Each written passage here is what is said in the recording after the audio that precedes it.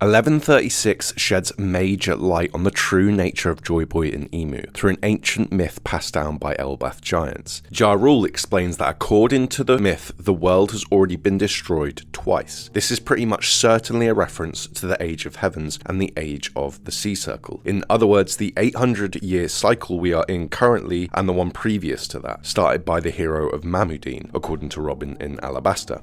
The ELBAPH mythology is called Halley, likely a reference to the famous Halley's Comet. 2 ages, implied by the quote that the world has ended twice, suggests 2 800-year cycles in One Piece, meaning 1600 years. Halley's Comet is an ancient celestial object that takes 16,000 years to complete a cycle, so you can see what Oda is doing there. Either that or Oda's a big Eminem fan, so...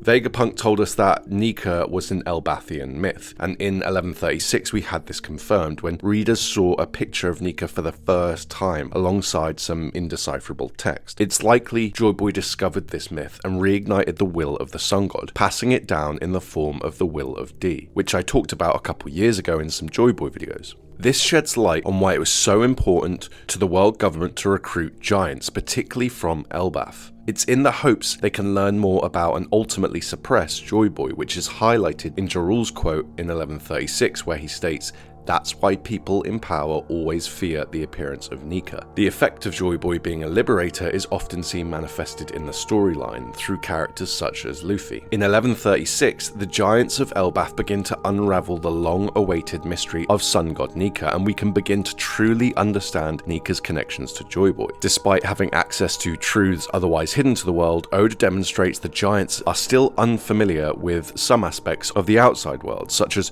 Brook and Jinbei's forms. Usopp is spreading outside knowledge to the giants through tales of the Straw Hats' adventures. That said, we know it's Luffy who actually achieved the majority of their successes, reflecting themes of storytelling as a way to pass on history and information, such as Louis R. Note's Bragman tales, the accuracy of which is often debated, like Usopp's lies, right? The giants recognize some details, such as the legendary oars, enforcing the idea that it's myth and tales that spread information across the One Piece world. The myth is written in a language no one can understand, highlighting the importance of interpretation and its consequences as themes in the story. We see this in past examples with murals, images that depict history but have no accompanying text, again putting the focus on interpretation. From these interpretations we get what's called a dichotomy. We have it with Joy Boy and Emu, we have it with Luffy and Blackbeard, we have it with Doc Q and Chopper, the world government and the Revolutionary Army, and we even have it with the most famous One Piece characters of all time, the Minister of the Left and the Minister of the Right. In the intro, I mentioned some elements that can be used to identify Joy Boy dichotomies throughout the One Piece story, which means these Joy Boy type characters, whether good or bad, are highlighted through patterns and themes. Kazuki Odin was a Joy Boy figure and he was shot in the head. Clover was a famous explorer and adventurer, which is indicative of Joy Boy, and he was shot in the head. Roger was a Joy Boy figure that had his head cut off at the executioner's stand. When Luffy, another Joy Boy figure, got on the execution stand, Buggy nearly chopped his head off. So there's a pattern here of Joy Boy figures being executed. But Oda adds another layer to this, which is the Serpent symbology. Noland is a Joy Boy figure that had his head cut off at the execution stand in Skypiea 400 years ago. But what happened with Noland shortly before? He cut the head off the huge snake in Skypiea. Kalgara also killed a giant snake by piercing it through their head. In the Country of Gold, Wano, Denjiro cut off Orochi's Hydra head with his sword. In Egghead, Brogy cut Jupiter's head off when he was in his serpent worm form. We know serpent symbology is important in One Piece because of where Oda has shown it. During Odin's flashback in the City of Gold, we saw a snake with many heads fighting a man with a sword inscribed on the wall. On the Moon City of Burka, there were murals that also depicted a serpent. This mirrors what we saw in the Alabastan crypt, which held the poneglyph. On the arches at Reverse Mountain, we see similar depictions of serpents.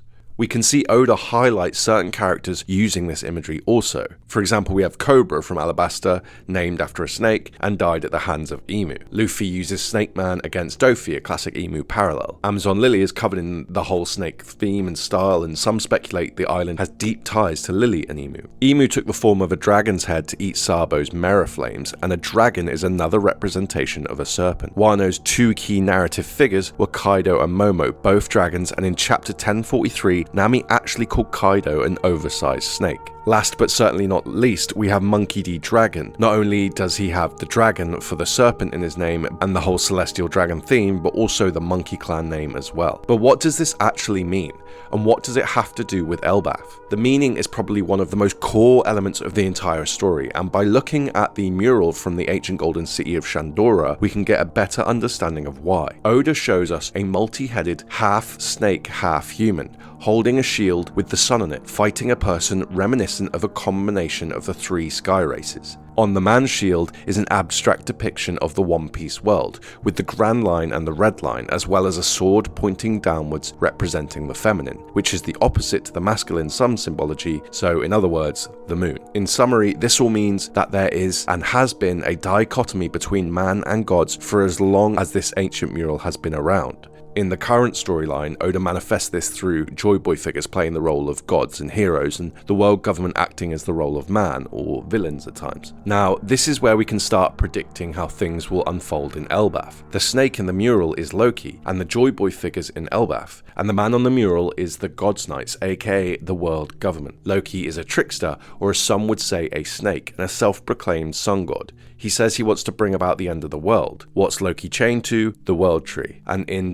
1127, it was foreshadowed the World Tree would burn, echoed again in 1130 by Loki's statement about burning the world down. Despite it being over a decade, Loki is somehow still alive. So we have a snake at the bottom of the World Tree wanting to destroy the world, somehow sustaining himself. This is a direct reference to Nidhogg, feeding off the life of the roots of the World Tree in Norse mythology. Nidhogg is a serpent or dragon in Norse mythology. It resides beneath the roots of Yggdrasil, the World Tree, in Niflheim, one of the realms of the dead, matching the whole underworld theme that Oda was going for, right? It's often depicted as an embodiment of destruction or malice and interacts with other mythological beings, like the eagle at the top of Yggdrasil, through a squirrel who relays insults in between them, possibly connecting to the late-night Den Den calls Loki's been having. Ragnarok begins when Nidhogg finally chews his way through the roots of the Adam Tree, or in One Piece terms, gets set free from being chained up. So will Loki destroy ELBAPH once he's been set free? We have a big clue in chapter 1136 that it might not actually be the case, and it could be somebody else. Joy Boy is interpreted as the god of liberation and the god of destruction, as we saw in the chapter. There just so happens to be another character who grew up in ELBAPH that is dubbed the god of destruction on 2 occasions,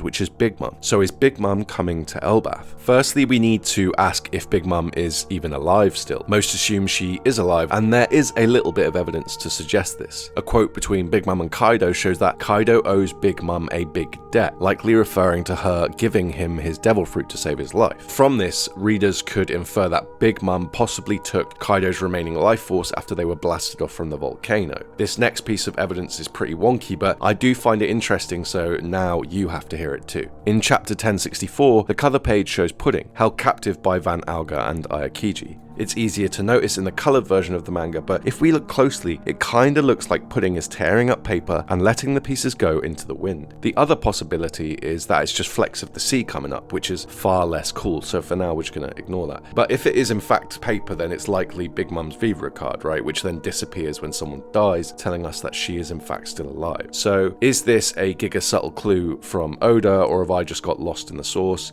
Feel free to grill me down below. So what do I think is going to happen?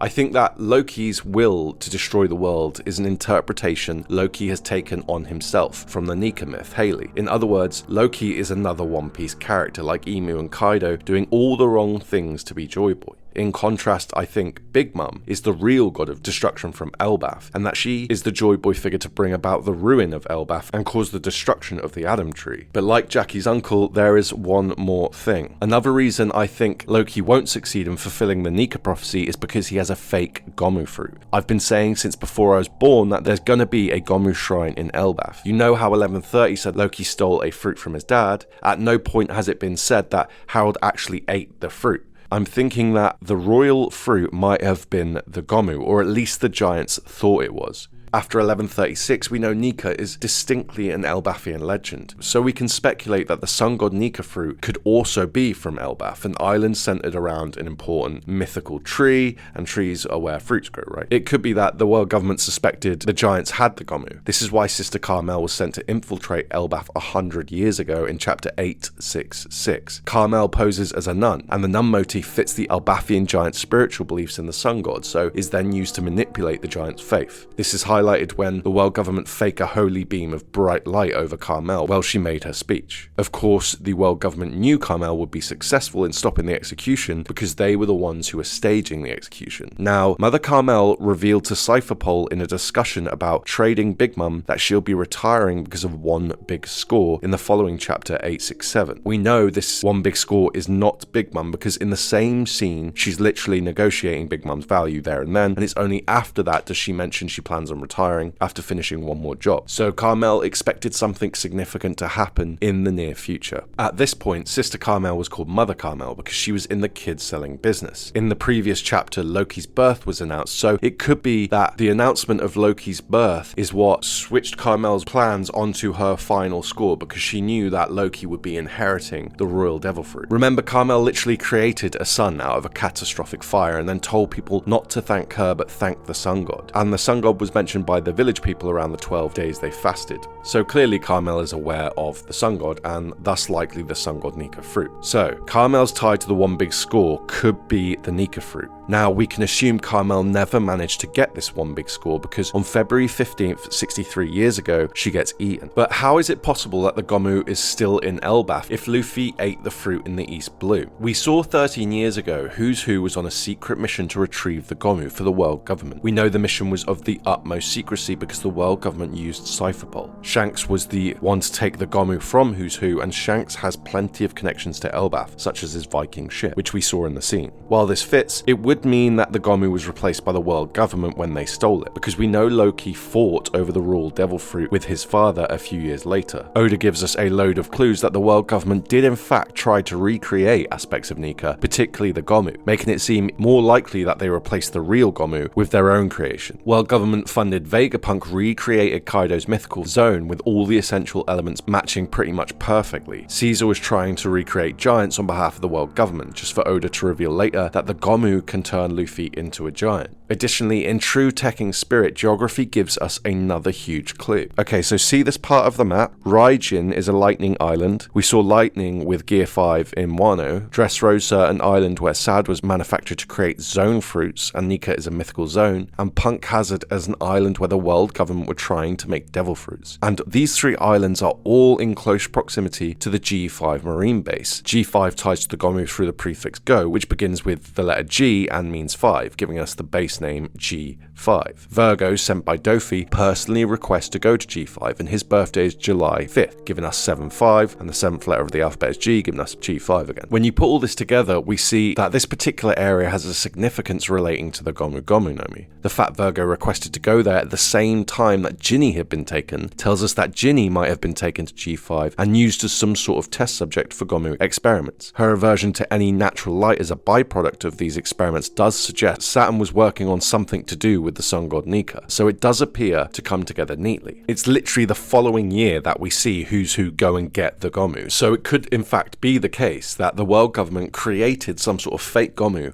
and replaced it with the royal fruit of ELBAPH, which is the true Gomu. Loki gets hold of this fruit 6 years ago after conflict with his dad and eventually eats it, so now Loki is the fake Gomu fruit user. There is only one precedent for fruits having doubles in One Piece, which just so happens to be the Gomu. It's the only devil fruit in the entire story to share such a close resemblance to another devil fruit, which is Blackbeard's Yami Yami. They also mirror each other, such as how one fruit swells turn clockwise and the other turns counterclockwise, as well as the Gomu Nomi's stem coming from a tree against the Yami, which has leaves from growing in the earth. So there's room to speculate the Yami was originally made as a copy of the Gomu centuries ago, particularly when you take into account Blackbeard and Luffy's connections, right, which would all act act as a parallel to the fruit that Loki has now. So there you have it. Loki claims to be the sun god, has deep serpent ties, and has a shitty version of the Gomu. Luffy is the real sun god, has serpent ties, and has the real Gomu. We can assume the Haley myth indirectly predicts that Luffy will be the one to destroy the world a third time, which in the narrative means defeating Marijois and its control over the world. Or you could say like the current status quo, right? And Big Mom is probably going to be the one to burn down the Anim Tree. In the Discord, we recently discussed what would happen to the books in the ELBAPH library that contain the knowledge of the O'Harans and the Elbaphians combined, which might tie into Lilith and Punk Records, possibly prefacing the idea that Punk Records will give the people of the world free access to the true history. So jump in the Discord if you want to join in on that, or any other topics that are on your mind. If you've made it this far, you've just won a free pair of carrot slippers. You've been a great audience as always. Become a member if you want to be in the cool gang. Subscrizzle the nizzle and all of the above, and I shall see you on the next one. Oh, and by the way, it's a 40-minute long spicy collab. Toodle pip.